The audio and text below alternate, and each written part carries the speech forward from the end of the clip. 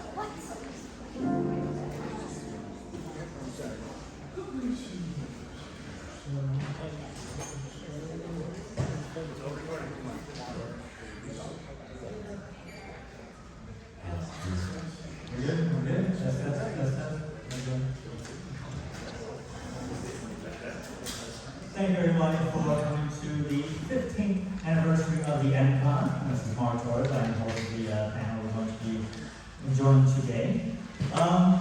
First off, I just want to make sure everybody has a raffle ticket. We're going to be giving away prizes at the end of the panel, so make sure everybody has one. We're going to be giving away tickets to my comic book designated, which is what you're going to be watching in just a few minutes. We also have some free tickets to the Long Island Skating Park game show. So make sure you guys have that. And then we also have a sci-fi prize package of science fiction books by Frank DeStefano.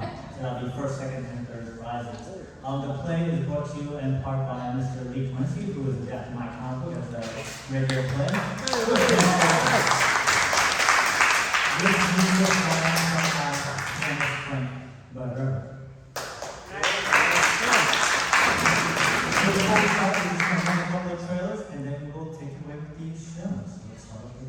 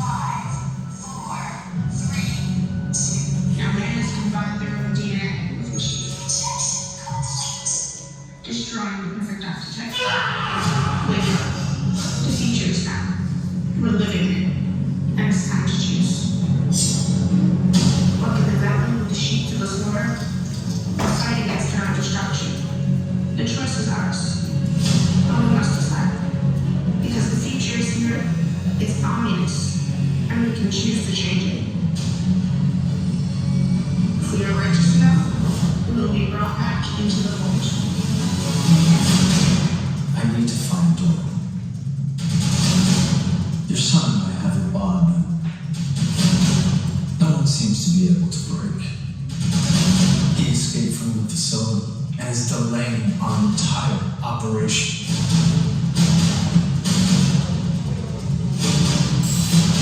He has to return back to the AI program before the damage to our design is irreversible.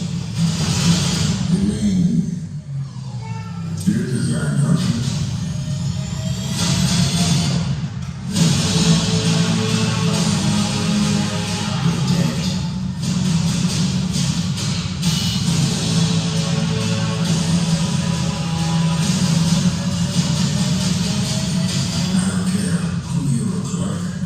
Goddamn DNA is inside me.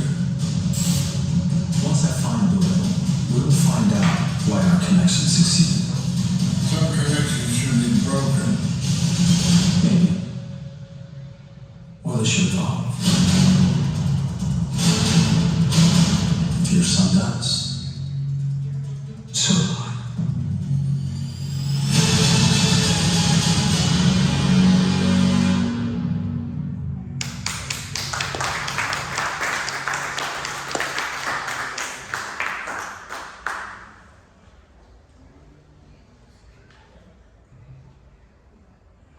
Last one I promised.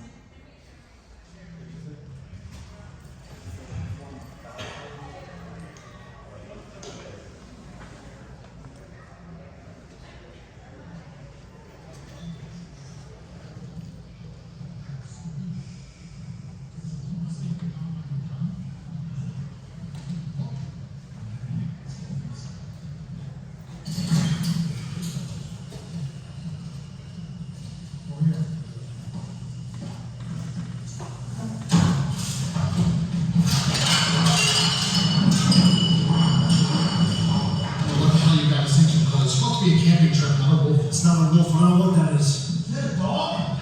Look, I don't know. You know, it's a cub. It's very like that. Dude, we could get into big trouble shooting a cub. You're gonna have to help me get the bullet out. No way, I didn't even want to bring it back here.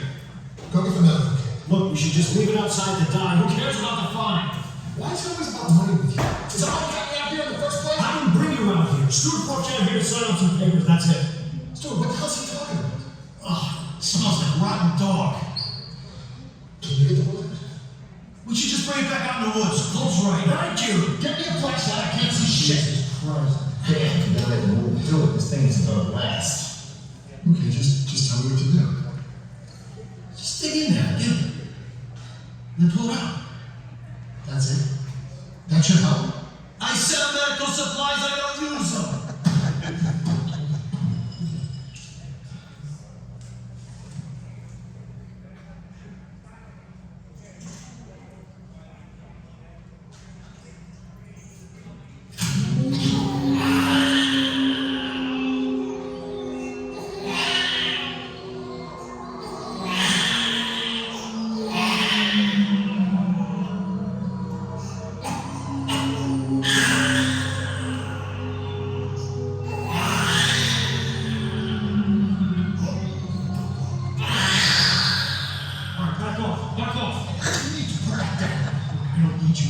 I could have gotten your signature at a lawyer's office. Because your brother wanted us to come up here and kiss and make up. Stu? I'm gonna shoot this thing and we're gonna throw it back out into the woods. You need to walk away.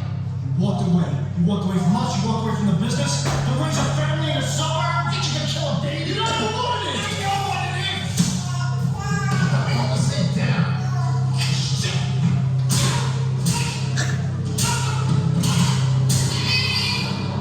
We're gonna keep this part of the here and outside.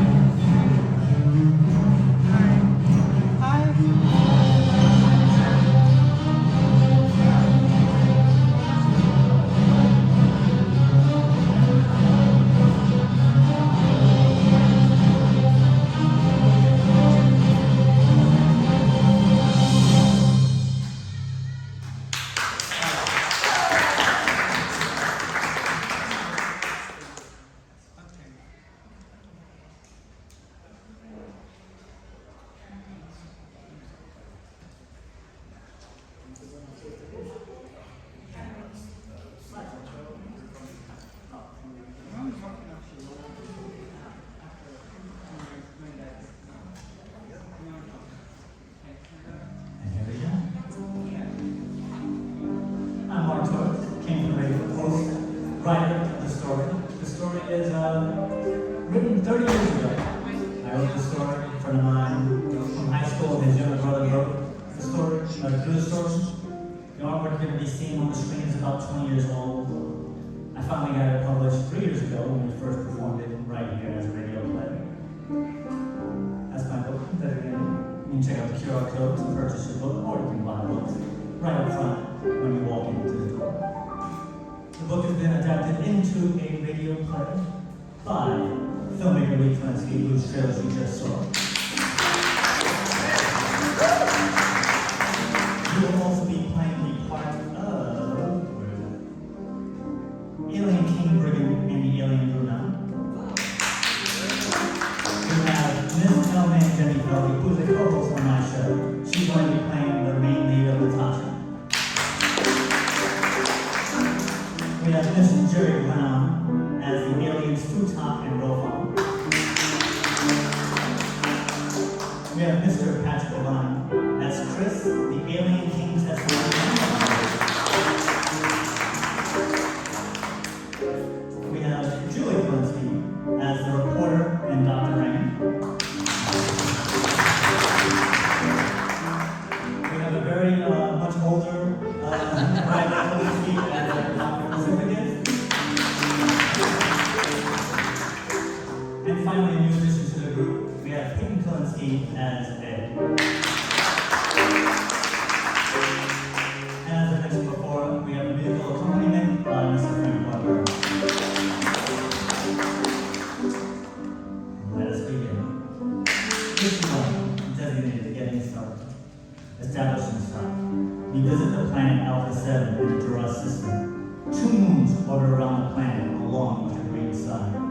From space, it seems like a serene body of life, but a raging battle between the peaceful Forlorns and the warlike Draconians have torn it apart. On the planet, we see an old alien castle.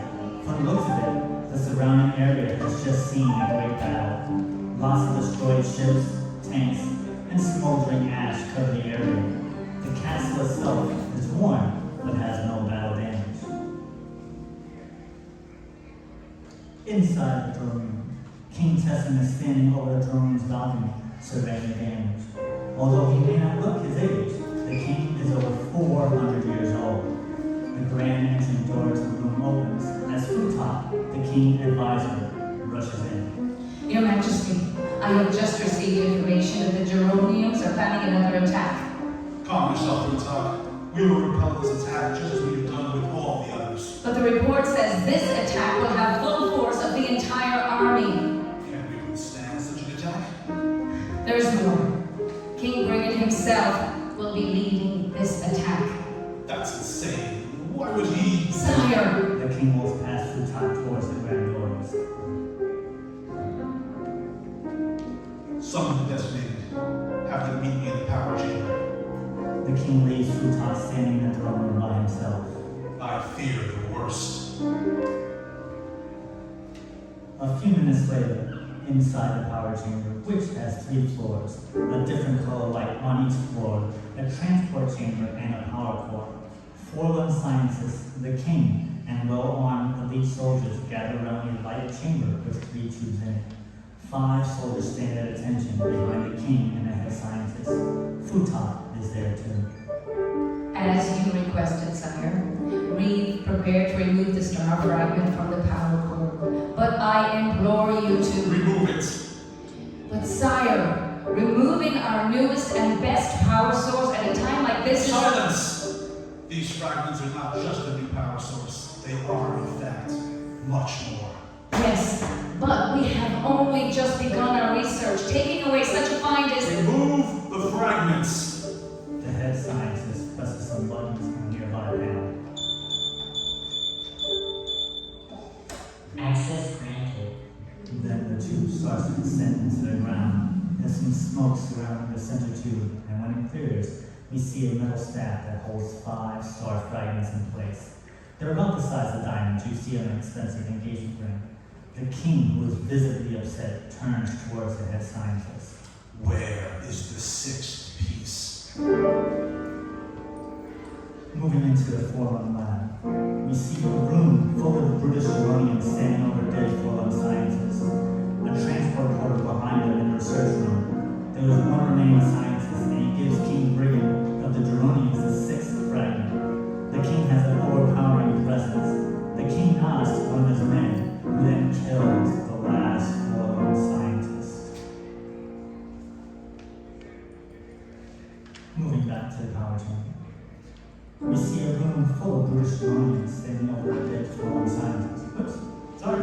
The king transports his mind and lives near him. You, my designated, are entrusted with the safekeeping of these star fragments. I fear that King Brigham has learned about our recent discovery and will stop at nothing to acquire it. The leader of the designated steps forward. Sire, we've yet to fail you, but even we can withstand the full force of the Turonian army. Your mission will take you far away from the line of battle. I want you to take these fragments and hide them so even I won't know their location. Just then, the doors of the top floor of the chamber blast open. The Duronians enter the chamber, and King Brigham leads them. In his hand is a sixth fragment glowing brightly. Destroy the generators, kill them all, and bring me those fragments. On the main floor, everybody is running everywhere. They must have found a way to penetrate our shields. The designated takes the fragments right from the metal staff. You have your orders. Protect the fragments at all costs. To the hallway! King Brigham starts making his way to the floor. The designated starts to leave the chamber, so the Duronians are destroying the computers. Their defenses have fallen. Let the slaughter begin. The portals are opening up all over the entire chamber, letting in more Duronians. At the same time, the reinforcements for King Tessin arrive. There is lots of fighting and killing. The designated are leading to an unoccupied corridor. Brigham sees them leave the chamber.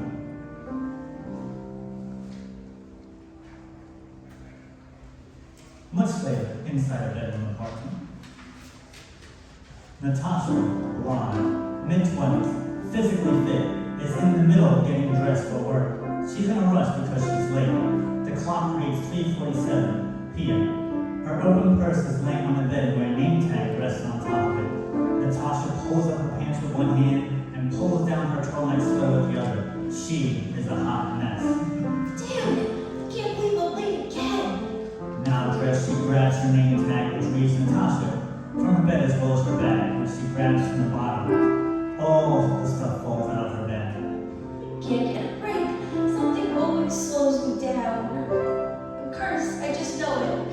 I get to work on time for once in my life. Moving down towards the city street a few minutes later. There's a lot of cars and people going about their business. The only building you can clearly see is the hospital, the Ed Gillies Center of Health, which takes up the whole block. Natasha is in her convertible, rushing to make the green light. She's wearing her sunglasses. There are 3 lanes on each side of the street. Natasha is in the middle lane. A crowded bus on the same road is in the far right lane, close to the intersection. Going up the cross street is a one-way road of people and cars that make 2 lanes. A red minivan is approaching the intersection coming towards the news crew. A reporter is standing right in front of the hospital, but the camera guy is shooting her at an angle so you can see just a bit of the intersection.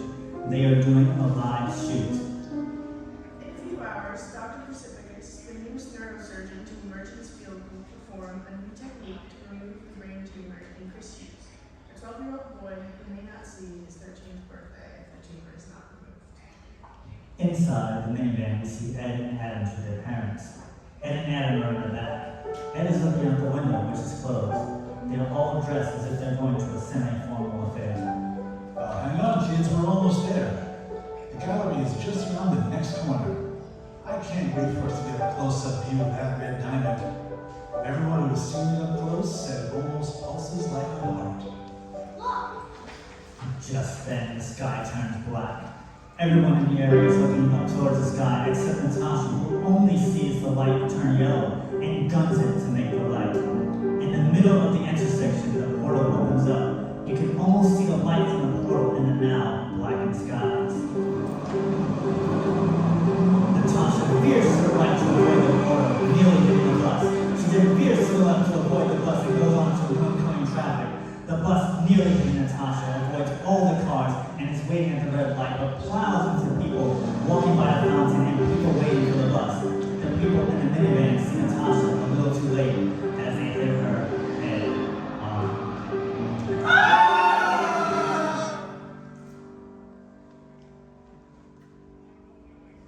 Quite some time later, Natasha lays in the hospital bed.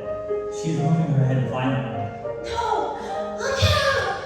Natasha wakes up to see Dr. Crucifix standing above her. Relax. We thought we had lost you, but you're fine now. Natasha in her hospital gown and black bandages has tubes sticking inside her body. Her leg and arms are broken. Her head is all bandaged up. You can still see her face. What happened? Where am I? You were involved in a massive collision outside the hospital. I'm Dr. Precipicus. I've been taking care of you. You need an accident? All I remember is this light. I tried to avoid it, but Don't worry about that right now. Just be grateful you survived. There are a lot of people involved who didn't. how many died? Just consider yourself one of the chosen few. Leaving with that, Dr. Pacificus exits the room. Natasha sees Ed, the little boy from the minivan. He waves and then walks away. Natasha thinks she's dreaming and goes back to bed. Sometime later at night, Natasha is fully healed and finally dressed. She has walked down a dimly lit, deserted hospital corridor. Hello? Where is everybody? She tries all the doors, all locked. We hear the voice of Ed. This way. Over here. Hello? Who said that? The door opens. In here. Natasha enters to see Ed and an unfamiliar Chris standing and waiting for Natasha to enter. You! Oh, I'm so sorry I killed you. Please stop haunting me. You're silly. I'm not haunting you. I just wanted to see you. And here you are. Huh? Chris walks up to Natasha. Look, I really can't explain it myself, so don't ask me to. When you wake up, come to the cancer ward, room 530. Wake up? Yeah, wake. Natasha wakes up to find that she is still in her hospital gown and is lying on a couch in Dr. Rainey's office. She only has a small scar right below her hairline. The doctor is sitting on a stool next to her. What did you learn? Nothing, I have to admit. Once you went under hypnosis, you didn't respond to any of my questions. It's possible that you're having stress-related issues surrounding the accident. Since you didn't have any problem sleeping, I think you'll be fine. I'll draw up the release papers in the morning. Does the hospital have a cancer ward? Yes, it's on the 5th floor. Why do you ask? No reason. Just curious. Shifting gears, we go to a Dronian battle cruiser orbiting the Earth. A smaller ship is docking with it. Inside the cruiser, we have 5 Dronians. Each one is at a post on a ship's bridge. Bruna, the second in command, in charge of the bridge. Profile has returned. Raise shields and re-engage the cloaking device. Rofon enters the bridge. Bruna greets him. Report. After 3 cycles, I have confirmed the location of the star fragment. We've had these confirmations before. I don't want to contact King Brayden with another false report. Rofon puts his arm around Bruna and shows him the 6th fragment, which is glowing, but not as brightly as it was in the power table. Trust me, Captain. This gem has never glowed higher. But if you are afraid, I will retrieve the other fragments myself. How quickly you forget King Brayden wants that pleasure all to himself and would surely kill you right where you stand for even speaking such treason. Why does our mighty king have to come way out here? Perhaps the rumors are true. If the rumors were true and these fragments were so powerful, Bruna grabs Rofon's hand with the gem. then where is your power? Back at the hospital, Natasha, dressed, sneaks into the hospital elevator. It's just as dim as it was in her dream, and no one is around. There's a clock on the wall. We reach 2:55 a.m. I'm not really sure why I decided to sneak up to the 5th floor in the middle of the night. Natasha enters the elevator. The doors close as the night shift nurse returns to a desk with a cup of coffee. Natasha presses the buttons on the 5th floor. The door opens and Natasha's surprised to see Chris. Jeez, you scared me half to death. Yeah, sorry about that, Natasha. Natasha exits the elevator and walks with Chris down the hall. How do you know me? I was on my way to see you. I didn't think you were going to show up. Come on, let's talk in the room. The order will be back in a second. Who are you? Chris and Natasha enter the room. She sits in her bed and Chris closes the door. My name is Chris Hughes. I had a cancerous tumor in my brain. I was brought here for experimental procedure. The day of my operation, 3 months ago, there was a huge accident outside the hospital. The survivors were brought here. I know Dr. Rosipicus worked on your head to save your life. After the incident, I started to see this little Chinese boy running through our room. First in my dreams, then in this room. He told me that he wanted us to meet. Oh my god, you see him too? At first I thought I was crazy seeing him all over the place, but no one else did. But then, the other day during physical therapy, he actually spoke to me. That's where I knew he was a ghost. But then I had this crazy dream where you told me to come here. I had the same dream. Well, it felt like a dream. Okay, we met. Now what? I'm not sure. He told me that he would know what to do. Natasha gets up and throws her hands up in the air. Great. That's just great. So you're telling me that some ghost wanted us to meet for some reason? I don't think he's a ghost. Then what is he? Just then there's an explosion across the street. A body comes crashing through the window and lands on the bed where Natasha was just sitting, crushing the bed. Natasha and Chris are thrown to the floor. They look up at the now destroyed bed. The body turns out to be burnt to a crisp geranium. What the hell is that? It looks like a body. It's a good thing you moved when you did. Yeah, lucky me. Not too much later, Natasha enters the floor of her apartment for the first time in months, carrying her mail. She sees a notice on her door. It reads, "Dear Mrs. Ash, we have been trying to contact you regarding the past due rent. Please contact us as soon as possible. Management." Natasha opens her door and walks into her apartment. Inside the apartment, Natasha turns on the TV. The same reporter from the incident is on. Live from the Ocasa Gallery where a violent explosion last night took the life of a security guard. Police have yet to find the mysterious red diamond, which has been on display for 3 months. Foul play is not being ruled out. An interesting side note, this reporter was nearly killed not too far away from the explosion where one of the city's deadliest multi-car crashes in recent history happened. Many locals are starting to call the area cursed. Join me for a special report on this tonight at 6. Back to you, John. Natasha goes to her mail, but is interrupted by a bright light coming from her bedroom. She slowly approaches the half-open door. If there's a ghost in there, please don't kill me. She pops her head into the bedroom. Wow, it's not a ghost.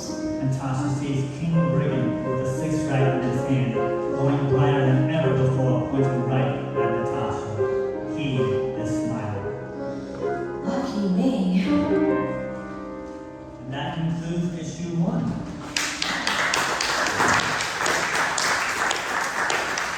Once again, issue 2 is in pre-orders right now.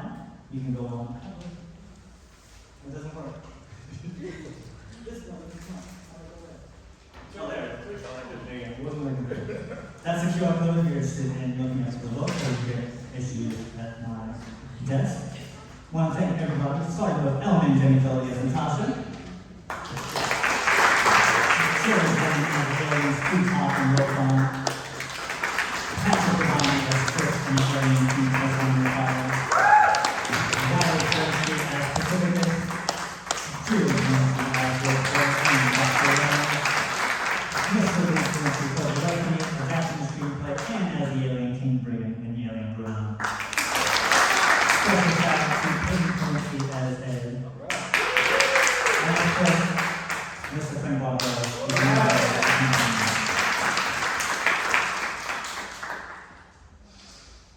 Do you have any questions for the audience or the panel, or we're gonna go right to the raffle? We got a question, yes ma'am? Yeah, for the actors. For the actors. Any one of you, how do you draw on to the characters when you read his comments, and what are your thoughts and feelings, or any specific ideas you get, and why? Any one of you. So what did you think of when you saw the character? What did you bring from yourself to bring the voice and the character to the stage? And with your thoughts and And feelings. your thoughts and feelings towards it. You want to just go down the road? Maybe go cross, like. Yeah, well, since I also adapted it, I kind of really just felt like I wasn't sure I was going to play a character originally, so I thought it was just going to be like everybody else, and I just watch anything else. I was trying to really get into like the head of Mark for the most part, and trying as I was reading the script and the comic book actually. And for me, it just I felt. To me, I always wanted to be king, so it was nice to do that, and also being an alien. But that's kind of how I felt about doing it. I just didn't really think about anything other than that. Just like I wanted to be an alien and a king. That's how my approach. I also wish to be an alien king. Thank you very much. Yeah. Now, doing reads like this, you get to do things that you're never going to be cast for. I'm never going to play the part of a 12-year-old kid. So it's a wonderful thing to be able to get into that mindset and try to be that person in a read. But I read the comic and I saw the script they were doing from it, and I'm like, okay, I get to be one of these people. That's wonderful. And I found out I was going to be 3 of them. And I'm like, oh, that's even better. You know? So it's like an alien ruler, you know, a nerdy dad taking his family to a museum, and like this ghost of this dead kid. I mean, that's a pretty good range for one script. So that's what drew me to it. Yeah, for me to, like, for a radio play as opposed to a regular play where you have to act it out, it's really interesting to be able to just use your voice and to bring a character to life through your voice, and I love that challenge. And the two characters were completely different, so to change my voice and was very interesting for me. I had a lot of fun playing it. I did the voice that Mark told me to do, and Natasha speeds it. She guns it through a yellow light. So I know at times in my younger years, teens and 20s and 40, and some clients I've had when I did counseling, you're very ungrounded and spacey, and you're trying to rush somewhere. I kind of made her, you know, the person that's going to go through a yellow light and maybe kill a bunch of people and cause an accident and have stuff dropping out of her bag. And you know, I've been that person at times. Sometimes I return to that person, you know, on different days. So she's her feet are not planted in the floor, so that influences the voice, because her voice emits a feeling, and the vibe of her is scattered. I don't know. I sort of just. I think those last three are just a favor for me. Yeah, I'll do it, sure. Riley was actually Peyton's role when he was, you know, like 3 years ago. I mean, just like all of a sudden had a different voice a couple of years later. So we kind of felt like that was going to work out, right? Yeah. And that is the beauty of a radio play, because you're really relying on her voice. So like Riley was a completely different character 2 years ago. Yeah, 2 years. And his voice was completely different. So to hear him today, it was such a thrill. It was awesome to hear you as the doctor, and to hear his voice. It was like such a thrill. Well, actually, where did you get that country voice from? Well, I'm a big fan of Johnny Cash.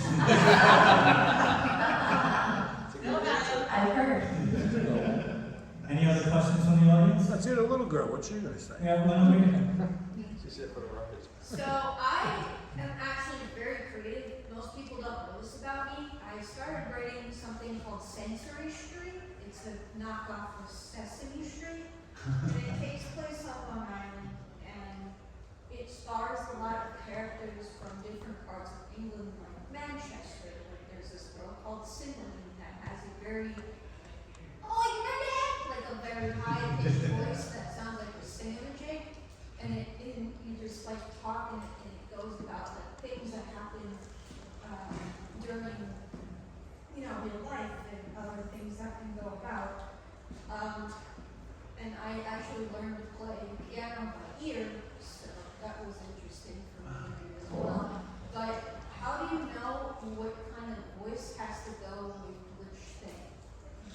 which character? How do I know which voice is which character? Actually, somebody asked me that the other day. When I wrote the story, I had in mind of what the character would sound like, and sometimes some of the actors hit right on the button, gave me something better, or something was like, that didn't quite sound like what I thought it would sound like. So with Jen, she gave me like 4 different types of pitches on her voice, and I was like, I think this one was the best one out of all of them, and that's how she came on that. I did not expect the cowboy accent today, and that was amazing. So it could be, from now on, that might be what I hear. So that's how I see it. It's just something that I was coming to when I wrote it down in the first place. You have any other question? Yes, I love seeing younger people writing, and if you're writing now, keep writing, and always keep writing. When you finally get some of your things produced, maybe you have already, but when you're doing more of that, also my advice to you would be to trust your actors. I did a short film about 4 years ago, and on the 3rd rehearsal, my lead said, "Oh, by the way, my character is from England." And I said, "No, she's not." She goes, "Yeah, she is now." I said, "Can you do that accent through the whole film?" She says, "Absolutely." And it added a dimension that I wasn't expecting, but she brought it, and it was perfection for that role. So you're, yeah, absolutely. Yeah, absolutely. And that's what I would say. Know what your story is, but trust your actors, and they'll always give you some kind of gold. Yeah. Any other thoughts from the panel? No, good. All right. Next question. Yes, sir. As a fellow creative writer, artist, I guess this question is directed towards you, Mark, but also anyone else. Going from comic book and script and comic book pitch, and then adapting it to the page, and then adapting it to a screenplay. What does that process look like? Because obviously there going to be, The process for when I wrote the story. Writing is going to be different for. It is a little bit. I cannot say how the adaptation was. That's all me. But when I wrote the comic book, I had a pretty much idea of how to write comic books. So I just kind of wrote it in that way. And I went back and forth with the artist. Every page that came back, I was like, oh, we gotta change this a little bit, or maybe not put this in, or tweak that a little bit. But I wrote the whole story straight, 110 pages, 100 years ago. It's actually 33 years ago now. And the artist, he took the artwork back then, and he took all the story, and he drew it all in order. A lot of times artists don't draw it in order, but he drew it all in order. So once he started getting the hang of it, my notes got smaller and smaller, and he just went with it, and it was exactly what I had envisioned. And sometimes, just like with the voices, they put something in there that I didn't expect and enhanced it, and I was like, great, leave it in there, keep it in there. So much so that when he got to the end of the 5th issue, his artwork had changed and improved so dramatically, I actually had to go back and redraw a couple of pages from the 1st issue, because it was so different. I actually have some pages up, and from you can see the difference between what he did when he first started and a year or two later. Do you want to talk about adapting? Yeah, I mean, originally the comic book where I'm like, oh, this is great, it's got all these visuals and everything like that. And I'm like, okay, if I was going to turn this into a short film, per se, I wouldn't have all of this narration. You have to figure out how to show it, you have to tell it a little bit of dialogue, that kind of thing. But when we decided to do the adaptations just for the radio play, it was kind of the same thing. You look at all the text that you have. How much of this verbiage is going to be able to kind of, connect with an audience, right? So there was just originally Mark had 30-something characters. 27 different speaking roles. Right, right, which you can kind of do with a comic book, or if you have at least, amazing ensemble cast that goes on forever in a book or a film. But we knew that we had a short period of time. We needed to. Was the voice the same in some of these characters? Can I merge them into something else, or make it into one character? So we scaled back on that, and we just. I felt like we were able to kind of take dialogue and cut some of it out because you didn't need it. Again, he wrote it 30 years ago. We're trying to get it in today's space where everybody's attention span's 6 seconds. So you're kind of doing that, and then I'm thinking like what kind of music we want to add to it. It's all kind of in the head. We had a bunch of sound effects we had to go through to make it into a live play. So our budget was pretty low. So we kind of like went through all the free areas where we could get sound effects. And luckily I came across Frank over there with who we tried to make it kind of like a real live thing. He did the whole score. Basically I brought him the script and he created the score out of that based on So, you want to talk about how you adapted to the music? Yeah, we work. Well, you know, I was on Mark's radio program and answered some of these questions. But I just look at it like it's a great challenge. You know, I've always wanted to, I've been always inspired by the great film score composers and composers in general. So this is just like a candy store for me. I really got a chance to just, you know, try to be creative and to put all these kinds of emotions into the music. And I personally, my whole life is music, so that's, I speak better with music than I do with words. So it was a great challenge, and a great honor, and I appreciate being here. So thank you. Do you have any other questions? All right, so let's get to the raffle. Does everybody have a raffle ticket? Stacy Klinsky over there, applause for her. Make sure everybody gets a raffle ticket. Stacy's hanging out last minute raffle tickets. So you have yours. Okay, everybody else. Everybody who does not have a raffle ticket, raise their hand. Does not. All right, everybody has one. All right, so I guess we'll go third place, second place, first place. That's it. Thank you very much. Turn them upside down. So the third place would be a collection of science fiction novels by Frank DeStefano.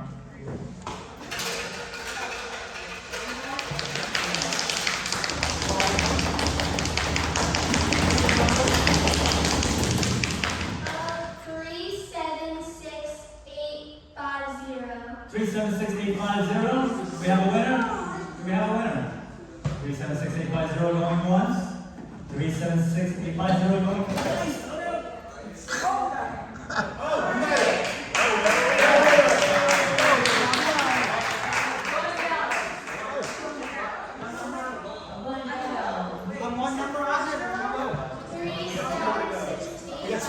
That's me. 850. 850. We got 850.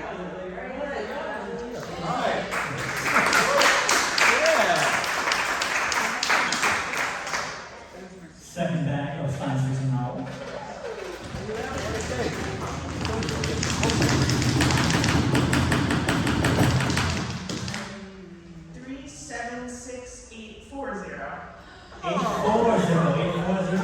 Going once, 840 going twice, 840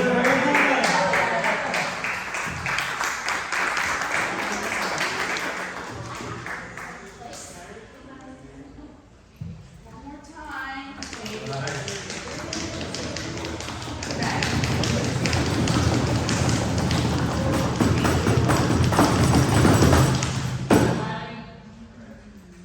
Three, 7, 6, 8, 4, 3. 376843.